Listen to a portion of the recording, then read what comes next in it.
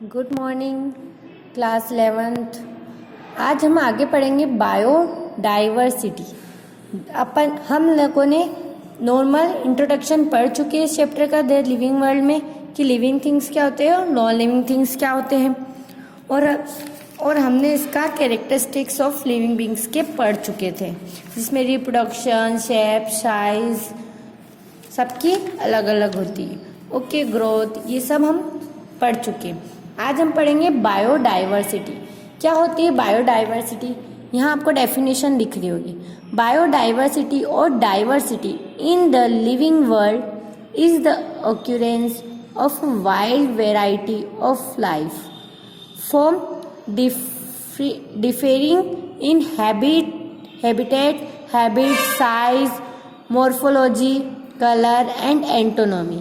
Each diversity from of plant, animals or microorganism represent a species. Okay, तो ये क्या होता है बायोडाइवर्सिटी की? तो हमने डेफिनेशन पढ़ ली कि डेफिनेशन क्या होती है। ओके, वो बायोडाइवर्सिटी होती क्या है? ओके, देखो, बायो मीन्स लिविंग और डाइवर्सिटी मतलब विभिन्नता। इसका मतलब क्या होता है? विभिन्नता। जो लिविंग थिंग्स है, जितने भी लिविंग थिंग्स है अर्थ पे, उनमें क्या होती है? अलग अलग विभिन्नताएं होती है। ओके, जैसे अलग अलग वैरायटी के पाए जाते हैं।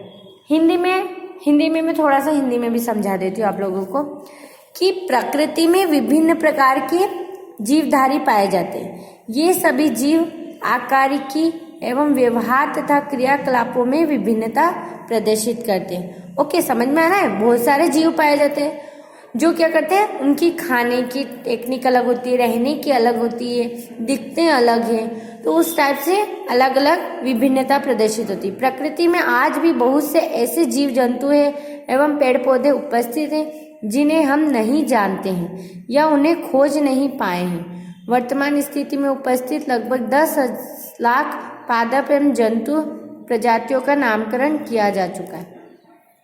ओके, अब क्या होता है कि कुछ अर्थ पे बहुत सारे एनिमल्स रहते हैं। ओके, तो बहुत सारे एनिमल्स रहते हैं, तो कुछ जिनको हम जानते हैं उनको तो हमने नाम दे दिए, लेकिन कुछ ऐसे होते हैं जिनको हम जानते ही नहीं है, बहुत दूर दूर है, हमने उनको कभी नहीं देखा है, तो उनको क्या हमने नामकरण वगैरह कुछ भी नहीं दिया, उनको हमने देखा नहीं तो हमने ऐसे नाम नहीं दिया।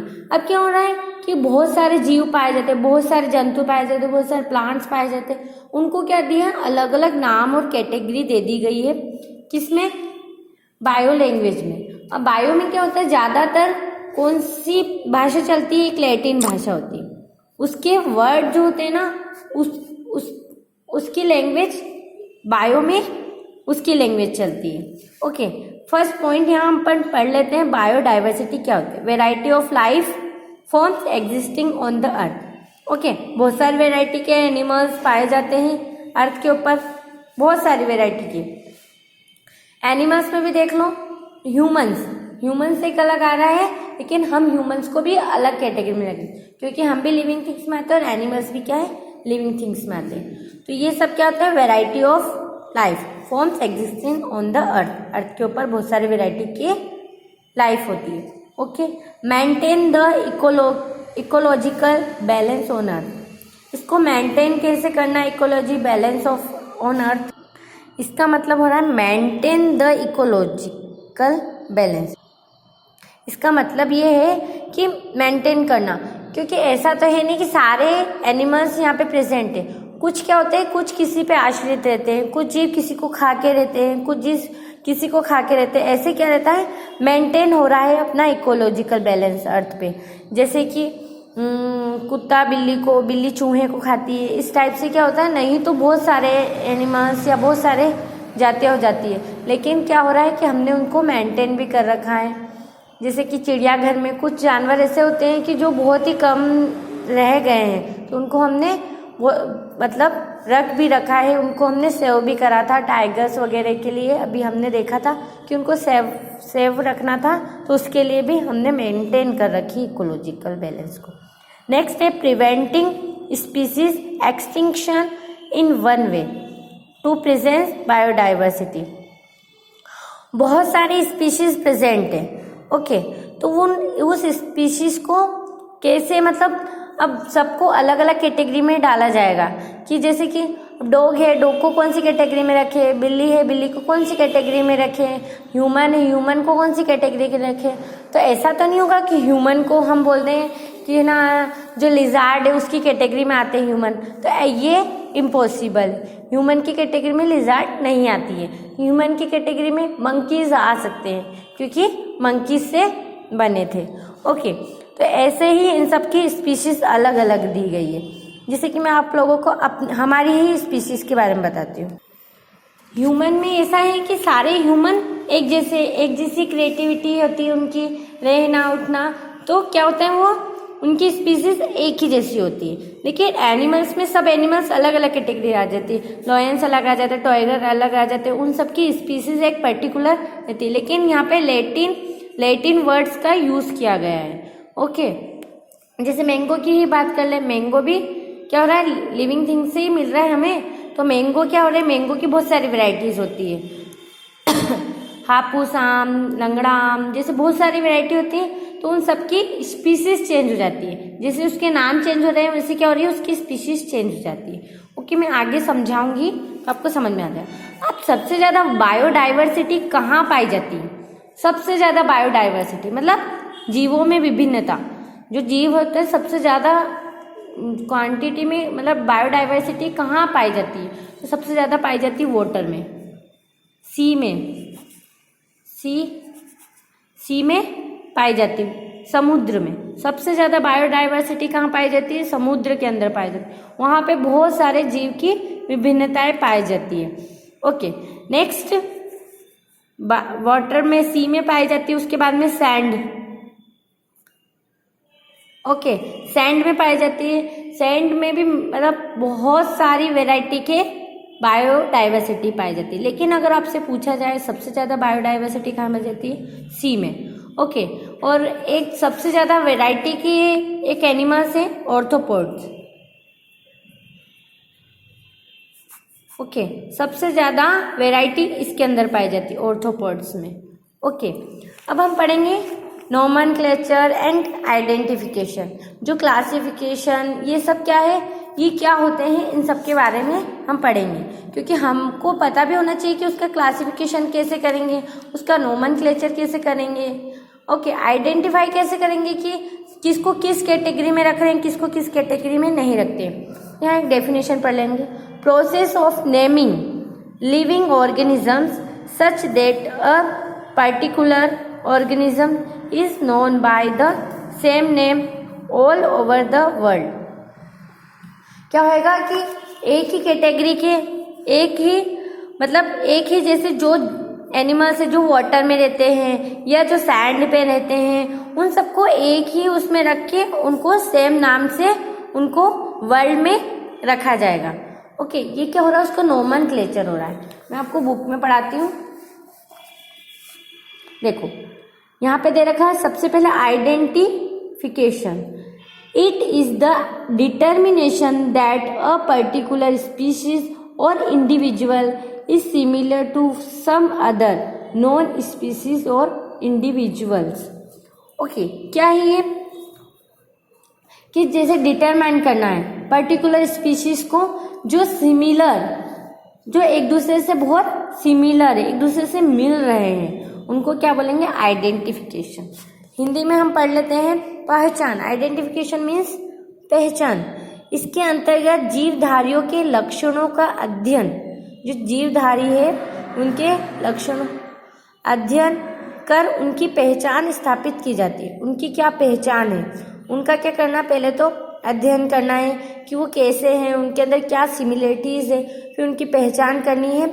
इन्हीं लक्षणों के आधार पर अन्य जीवों की तुलना की जाती है कि जैसे कि कोई रेंग रहा है तो वो रेंगने वाले जितने भी एनिमल्स हैं उन सब की तुलना की जाती है, फिर किसको किस कैटेगरी में रखना है वो सब। वे जीव इससे समानता रखते हैं अथवा नहीं, ये भी पता करना है कि वो समान है या नहीं है, ओके।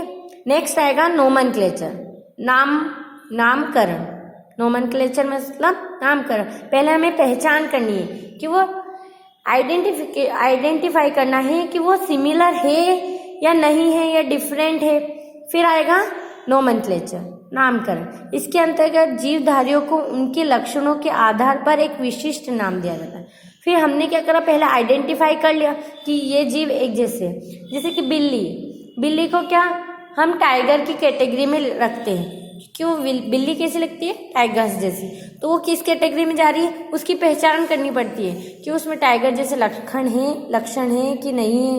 फिर उसका नामकरण दिया जाता है। ओके, पहले लक्षण देखे जाते हैं, फिर उसका नाम दिया जाता है ताकि उसे संपूर्ण विश्व में उसी एक नाम से पहचाना जाए। क्या होगा कि फिर उसी नाम से उसको पहचाना जा सके। इंग्लिश में भी देख सकते हो, it is the application of correct name. क्या देना है अपने को? करेक्ट नेम देखना है। पहले तो उसकी आइडेंटिफिकेशन देख लेंगे, फिर उसको करेक्ट नेम देना है। Those animal and plant which have not been named so far, जो एक ही नाम से पूरे वर्ल्ड में जाना जा सके। अब आता है नेक्स्ट, क्लासिफिकेशन। क्लासिफिकेशन क्या होता है? ओके, वर्गीकरण, हिंदी में बोले तो वर्गीकरण। पहचान एवं नामकरण के पश्चात इन जीवधारियों को वर्गीकी के विशिष्ट क्रम में अनुसार में विशेष समूह में वर्गीकृत किया गया। क्या हुआ कि नाम रख दिया, लेकिन फिर उसको कैसे रखें? जैसे कि बहुत सारे एनिमल्स हैं, उनको नाम तो दे दिए हमने, लेकिन अब उनकी क्या करा? वर्गीकरण, क्लासिफिकेशन बताया गया कि उनको कैसे कैटेगरी में रखा जाए। तो फर्स्ट क्या हो गया? जगत, किंगडम। यहाँ पे भी देख सकते हो क्लासिफिकेशन के, it is the systematic placement, एक सिस्टमेटिक प्लेसमेंट में रखा गया है। जैसे क्लासिफिकेशन में मैं हम लोगों का एग्जाम्पल लेके बताती हूँ। जैसे कि हमारा नाम क्या है, फिर हमारी गोत्र क्या है, फिर हमारे समाज क्या है, हमारी जाति कौन सी है। तो ये सब क्या हो रही है? हमारे नाम से लेकर ये सब आ रही है जाति, उपजाति, फिर वो सरनेम, फिर इन सब की तुलना की जाती है। ओके, पापा का सरनेम, मम्मी का सरनेम, तो ये सब क्या होते हैं? ये हमारा क्लासिफिकेशन हुआ। ओके, और वैसे ही यहाँ पे जो एनिमल्स हैं उनका ही क्लासिफिकेशन होगा कि उनका नाम क्या है, उनकी जाति क्या है। ओके, इस टाइप से it is the systematic placement of similar organism into classes और ग्रुप्स। जैसे कि यहाँ देख सकते हो, फर्स्ट है किंगडम। किंगडम मीन्स जगत, उसकी किंगडम कौन सी है। फिर फाइलम और डिवीजन कौन सा है, ठीक है। नेक्स्ट है क्लास, कौन सी क्लास में है, ऑर्डर कौन सा है, फैमिली कौन सी है, जीनस कौन सा है, स्पीशीज कौन सा है। ये 7 प्रकार के क्लासिफिकेशन होते हैं जिसमें ये रखे जाते हैं। इसके अंतर्गत हम भी आएंगे। स्पीशीज इज द स्मॉलेस्ट और बेसिक यूनिट ऑफ क्लासिफिकेशन। जो स्पीशीज है ना, ये सबसे छोटी यूनिट है। Okay, the basic unit of classification is the species according to Mayr. Mayr ने ये क्लासिफिकेशन दिया है हमें। ओके, ये हमारा जनरली बायो डाइवर्सिटी के बारे में हमारा इंट्रोडक्शन हो गया कि बायोडाइवर्सिटी क्या है। ओके, बायोडाइवर्सिटी मतलब विभिन्न प्रकार के जीव पाए जाते हैं यहाँ पर, तो उनको हम पहचानेंगे कैसे? उनको हमने क्या करा, उनकी पहले 3 प्रकार से आइडेंटिफिकेशन करी, फिर नोमेनक्लेचर करा और फिर उसका क्लासिफिकेशन कर दिया। इन 3 तरीके से हमने सभी जीव को अलग अलग पहचान करी, सभी जीव को अलग अलग जगह से। और ज़्यादा बायोडाइवर्सिटी कहाँ पाई जाती है? सी मीन्स समुद्र में पाई जाती है। ओके, उसके बाद में सैंड में पाई जाती है। ओके, अब नेक्स्ट वीडियो में हम पढ़ेंगे बायनोमियल नोमेनक्लेचर।